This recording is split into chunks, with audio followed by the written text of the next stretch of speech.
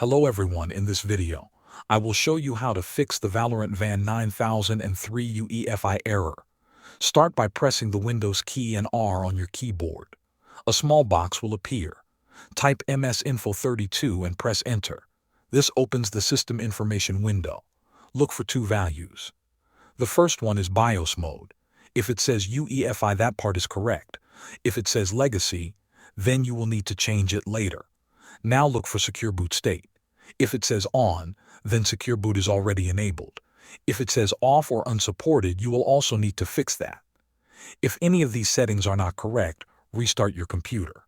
As it boots, press the key that opens your BIOS or UEFI menu.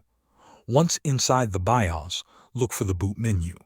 Find boot mode and set it to UEFI if it is on Legacy. Then, look for Secure Boot. If Secure Boot is disabled, change it to Enabled. When you finish, choose Save and Exit. Your computer will restart and apply the new settings. If everything is now correct, try launching Valorant.